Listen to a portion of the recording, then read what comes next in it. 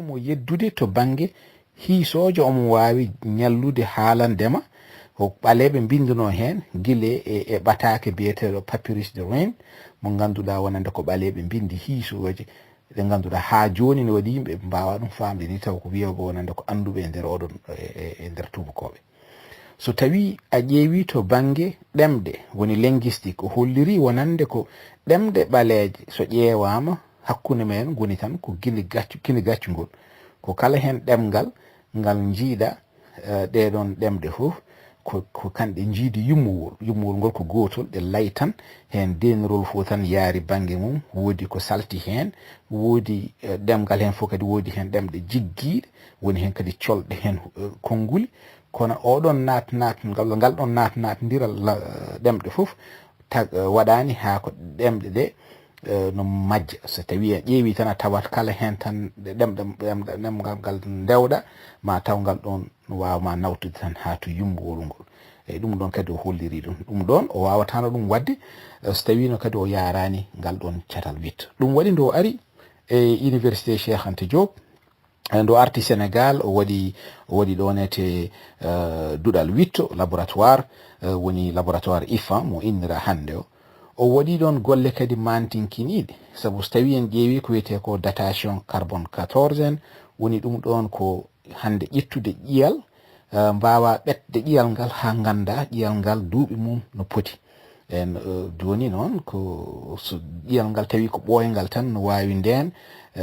a wawata andude duuɓi mum ko kanko noon o liggima hen on fannu kadi haw holli wonande ko ɓeto ngo no wawi ɓeydede walla ɓeydo lugguineɗe ha taw ko neɗɗo wawi andude duuɓi ujunnaji ngal ɗon ƴiyal to wonno walla ƴiyal ngal holko ngol wonno so tawi en ƴeewi tan e suudu wittu mo wonno ɗo e Cheikh Anta Diop woni to inniraɗo kanko mataw omo waɗanno liggey won wiyoɓe wonande liggeyaji mo waɗanno ɗon ɗi walla wittoji mo waɗanno ɗon ɗi kanko goto so tawi tan a rendini hande a wi aɗa ƴeewa yimɓe waɓe wadde wittoji fof ma daroy hedde 16 neɗɗo mo ganduɗa goto fof taw ko jaaɗo ha ɓaari e catal mum ko ɗum ɗon fof o rinnanno kanko goto waɗa ɗum ɗo ete ɗum ɗon noon ko dokke ɗe ganduɗa ko Allah tan wawi rokkude ɗum neɗɗo ɗum waɗi ko kala to giwruɗa e kuɗoli e weeyo e leɗɗe kala to giwruɗamo omo jogui toon gandal ngal ganduɗa omo wawi jabade ko gadduɗa ko kono wona ɗum tan kadi to bangue witto no jogui kaptorɗe mum witto noon aɗa keewi kono kanko ƴetti ko kaptorɗe ɗe ganduɗa so tawi joni o ƴetti ko wayno hunde wotere taw hunde nde aɗa tawa ɗum to fulɓe walla aɗa tawa ɗum to sarkulle walla aɗa tawa ɗum to julfuɓe o ƴettata hunde nde ɗon wotere tan o wiya ndeɗon hunde min jiiɗum ɗo ndeɗon hunde min jiiɗum hanki Égypte firti ko ɓeɗo gummi ko to ala eyyi ɗum ɗon woni ko tawi en kalin tubankore mbiya ɗum le fait singulier woni ɗum ɗon tan ko hunde serenide walla gotal hunde nde ganduɗa suwa taw yiñde o ƴettat hunde nde ganduɗa yiyama hanki Égypte yiyama bangue goɗɗo o rewa ɗum ha ummo tan wasa wonde baɗanal walla gollal cirdigal wonta hunde nde ganduɗa ko gollal jingal taw hankadi ko no yiye e nokkuji kewɗi te kadi wona tan e fannu goto mbawata hollirde dalilu walla seedantagal mum taw kadi dame kewɗe sa iwri tonet aɗa wawa hollirde jiidigal hakkude ngal ɗon pinal e pine keddiɗe kañum e pinal yummuwal woni pinal gummigal e dande maayo Égypte ɗum ɗon Cheikh Anta Diop woni ko tubakoɓe mbiyata ko méthodologie o addi ɗeɗon kaptorɗe ɗe ganduɗa no mbawi wallude yimɓeɓe ha kono kala kutoriɗo ɗeɗon kaptorɗe banggue witto so witto ma ngo joofi so tawi a addi ɗum a fawi neɗɗo wawirta ɗum yeddir tan ko wiide mataw yiɗama an kono witto ngo kam so tawi ƴeewi ɗum no lellirani tawi kadi a rewi dame mo wiide kala ko mbiɗa hen no metti mettirta yeddude ko kala damal ngal ganduɗa neɗɗo no wawno rewde ha wiya no ñiiŋa ko mbaɗɗa ko walla witto ma ngo tawanno ko an a idirima ɗo no ngal ɗon damal ko fonno hen sukkede a sukki ko fonno hen lewede a lewi ko ɗum ɗon noon oɗon méthodologie so tawi en kaali tubankore ko hunde nde ganduɗa walli wittiyankoɓe hewɓe caggal mum joni sen duttuɗen seeɗa kadi ƴeewen Cheikh Anta Diop no wawno tan ndo gasni wittoji makko ndo omo wawno heddade leydi France o jooƴo tonet o waɗa toon galle makko tawde kay o resi tonete ko ɓiɗɗo leydi o heɓa tonete kanko e ɓesgu makko kono o suuɓi ko artude Sénégal e ndo artata Sénégal nde kadi Sénégal wonno koye jimadi walla e laamu Senghor wasata taw yoga e mon no gandi hakkude Senghor e Cheikh Anta Diop hunde nde no ɗesno herƴude seeɗa e ɗesno herƴude noon ko idi fo kam koto banggue jiiki mabɓe e pine ɓaleɓe walla e witto ɗon herƴe no wonno ɗon seeɗa e ɗum ɗon waɗi noon haynde Cheikh Anta Diop arti Sénégal nde o nanguiraka no jangguinowo timmuɗo ni woni ɗum kono professeur ni tawi en kaali tubankore o ɗesi hiiɓede o ɗesi joñede won kadi golle kewɗe ɗe ganduɗa sinno hande o wokkanoma dame ɗe ɗon walla wokkanoma doole wasata taw o wawino wadde ni ko ɓuuri ko waɗi ko haade makko yaade kono noon wonno kanke e gardinoɗo leydi Sénégal nden ɓe beldano no feewi oɗon herƴe kadi jibini e hunde nde ganduɗa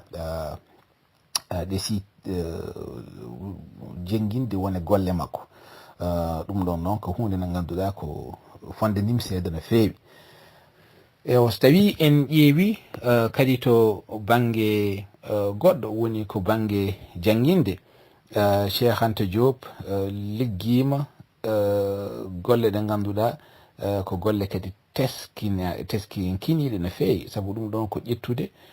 yimɓe ɓe ganduɗa ko sukaɓe janggoɓe e duɗal jaabi ha tirde duɗal jaabi ha tirde nden wiyet ngal Dakar ngal inniraka Cheikh Anta Diop min gartu hen o ƴetti toon sukaɓe mo ganduɗa o ɗowi wittu mumen no jeeya e ɓen sukaɓe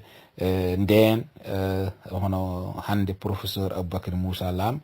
ko yimɓe mo ganduɗa ko takkinoɗo Cheikh Anta Diop wonno kadi o ɗowi wittuji mumen o walli ɗumen e jangde ha ko hande no mbawa jokkude haare nde Cheikh Anta Diop haɓanteno nde eyyi ɗum ɗon ɓe hono professeur Aboubacry Moussa Lamen mbawi kañumen ɗowde hono wittuji ɗi yimɓe woɓɓe ko wayno min e sukaɓe men woɓɓe ha ko ɓen noon kadi no mbawa ɓarde ha kadi kono mbawa jokkude e ndemandi nde ganduɗa Cheikh Anta Diop woppi joni garen to banggue dowrugol en kaali nane mbiɗen wonande Cheikh Anta Diop nde wonno pari no jangga pari wonno ko caafal e nder Europe e nder aduna o saabu sukaɓe hewɓe ɓaleɓe ko toon kawriti ko ɗon garno jokkude jangɗeli mumen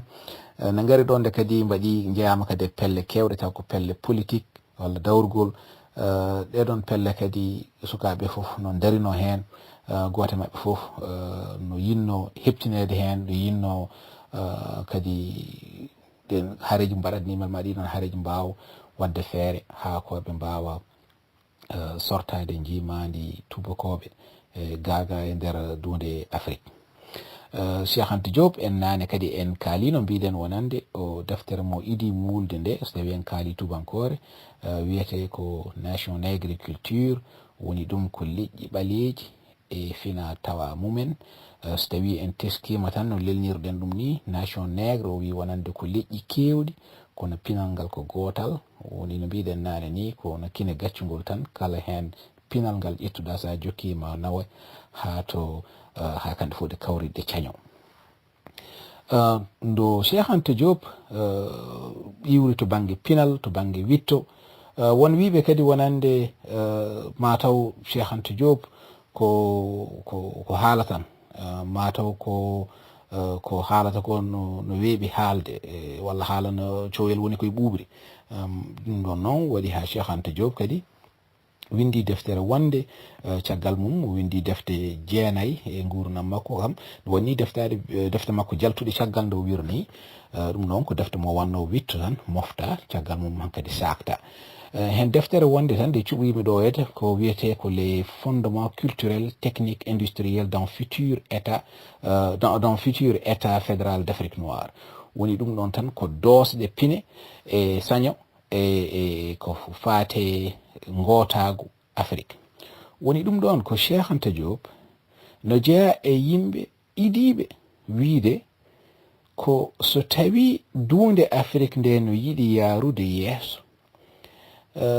labbo fo e tunde mum wona feere woni ɗum ɗon ko lesɗele Afrique ɗo yo ndentu gona lesdi wotiri taw kamɓe fo aɓe mbawa liggidade woni laamu fédéral walla laamu feccango taw nguɗon laamu feccango no waɗa haa ko keeri ɗi ganduɗa gaddi tan ko hareji e bonande e gañgu hakkunde men taw ɗiɗon keeri hayso ɗi gubbaka taw ɗiɗon keeri wona keeri mahaɗi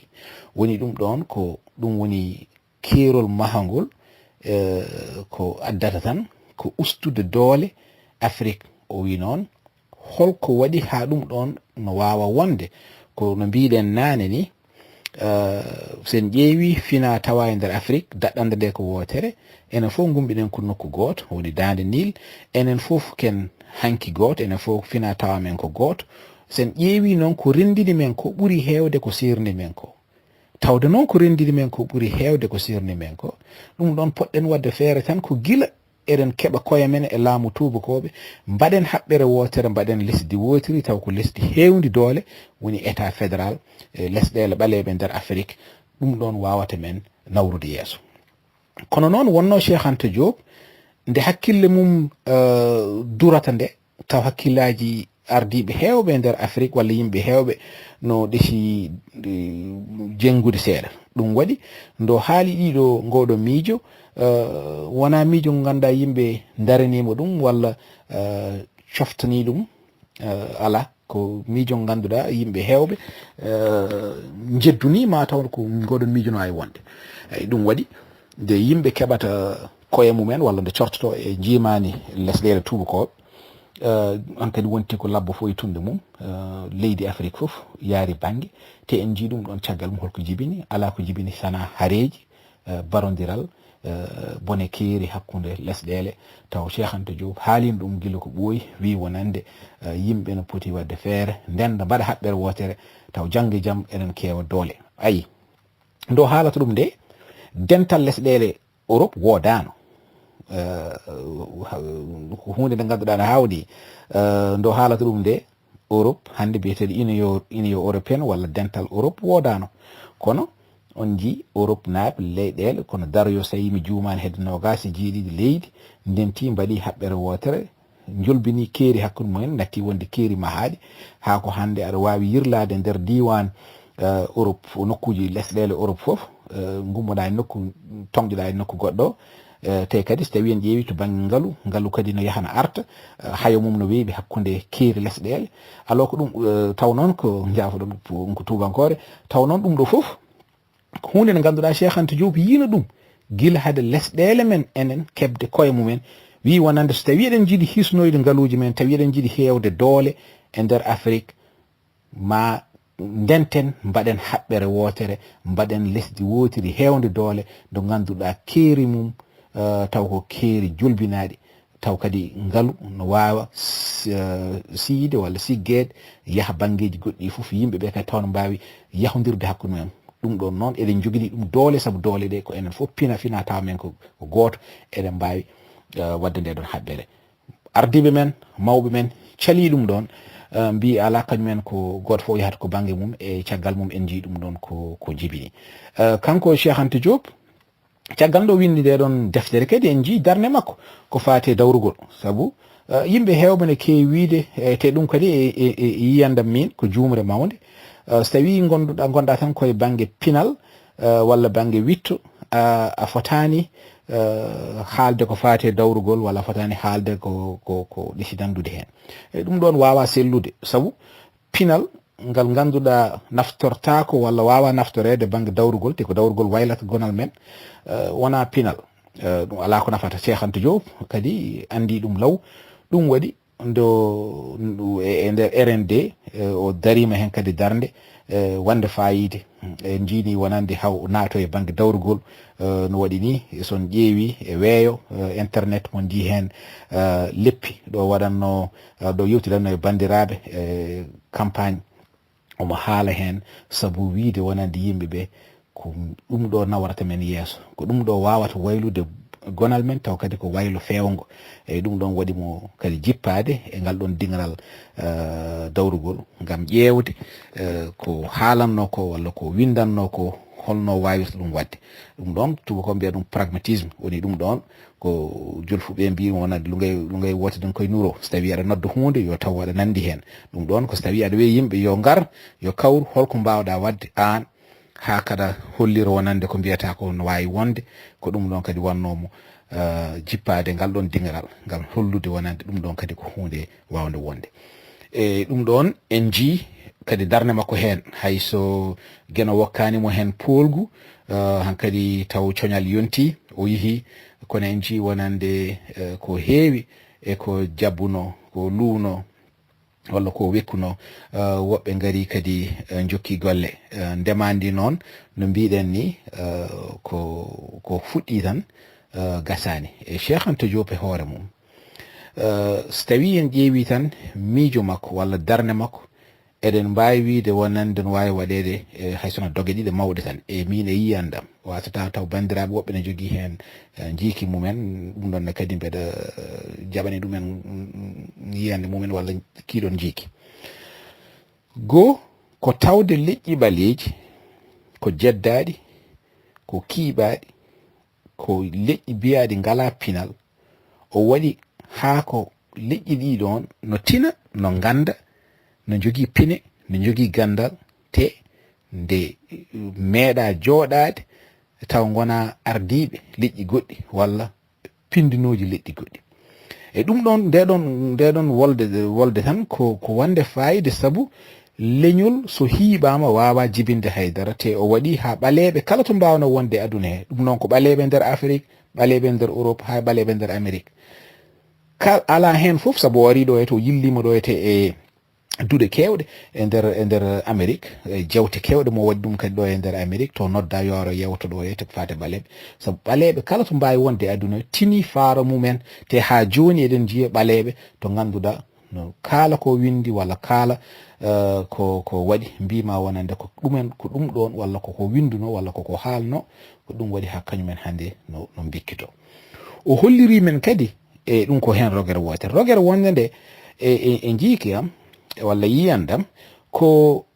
holliri men kadi ko wittiyankoɓe men hewɓe walla anduɓe men hewɓe no cikka wonande ko sawi tan tuuba ko wiyani ko bittuɗa ko no feewi walla ko binduɗa ko no feewi ɗum fewani e woni ɗum ɗon ko kala ko penduɗen ma neɗɗo goɗɗo nguru woɗew ara wiya men wonande feewi no jaɓen feewi e ɗum ɗon kadi o wi wonande jeeya tan koye famɗinde hoore mum ha joni ko hunde no ganduɗa enen jokkoɓe hande wittu sukaɓe aroɓe caggal Cheikh Anta Diop kala ko bindi wona kono cohli seedantagal walla kelle caggal leydi mbiya ɗumen ko mbaɗɗon ko feewi walla fewani ala ko kañumen tan poti ƴewde ko waɗi ko tawi tan no nafa leñol mumen no waɗa ha lesɗel mumen no jaara yeeso ɗum firti ko mbaɗi ko feewi ɗeɗo doge ɗiɗi woni doge ɗe ganduɗa Cheikh Anta Diop e yiyandam min waɗi kono mantini ha ko hande yimɓe no poti siftordemo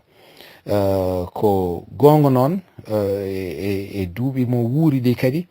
o haɓama hen ko heewi taw kadi kala ndo haɓa hen o haɓira hen ko kuɗol makko woni ɗum ɗon ko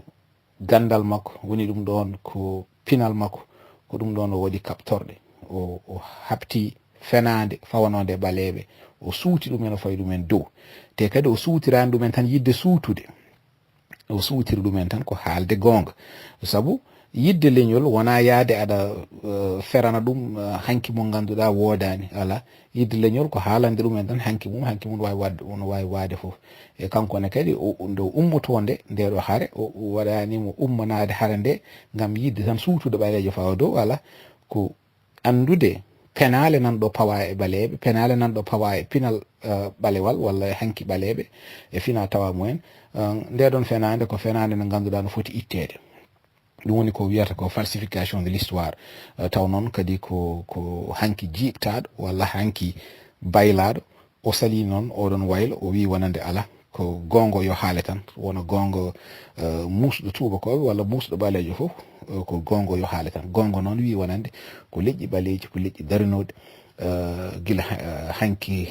taw hande arani kadi sa yi wonande leƴƴi ɓaleji hande no keedi caggal e wone fannuji waɗi ɗum tan ko jimade saabu so tawi a hocci leñol a waɗi ɗum e jiyago kono daroyo duuɓi temen nayyi a ari a halfi ɗum a fawi hen duuɓi temen nayyi goɗɗi ngol ɗon leñol so wiyama wonande ene won fannuji ngol hetti caggal fotani hawde yimɓe ɗum ɗon ko hunde nde ganduɗa ko wonde kono Cheikh Anta kadi holliri yimɓe ko hofde juuɗe tan jooɗo walla no woyto ko fiyano cabbiɗe fiyano hanki wona kono nawra leñol yeeso ala ɗum ɗon kadi firti ko o holliri men wonande ko neɗɗo walla leñol kala ko wawi waɗede eko muusi walla ko metti gollol leñol ko kañum tan wawi safrande ɗum hoore mum ko kañum tan wawi arde daro waɗa ko ganduɗa no teskinkini no teska ha ko leñol ngol no wawa yoltude hujjaji mum walla no safrana hoore mum walla no damana hoore mum fenani no fawa walla cabbiɗi fiya ɗum ɗon fof noon ko yimɓe no mbawi ɗum ittude e ko Cheikh Anta Diop holliri men e gurna mum no mbiɗen nane ni Cheikh Anta Diop golle mum gurna mum ko fowre ɓokki noon juuɗe ɗiɗi kawrita ɗum juuɗe ɗiɗi kaɗa tan kono juutedi mumen haaɗi min juutedi juuɗam ko ɗo haaɗi kala bandiraɗo joguiɗo kono jokka hen hunde mbeɗa ñaagui ɗum yo jokku hen kadi belma bandiraɓe men daftoro ko fawten hen tan ko yo Allah yurmomo yaafomo yo Allah harnumo aljanna kanko e mayɓe men e heɓorɓe tawoyde ɗumen foof yo taw ndu natata ndu e kamɓe moɓe gonu ndu ɓuren ɗumen ɗe goppigade mi salmini moon on jarama e golle moon ɓe namni tan wono foof yon jokku golle goto mo foof e ko wawi wonde dow mum so tawi koko nawrata leñol ngol yeeso yo ndundari wallit ɗum hen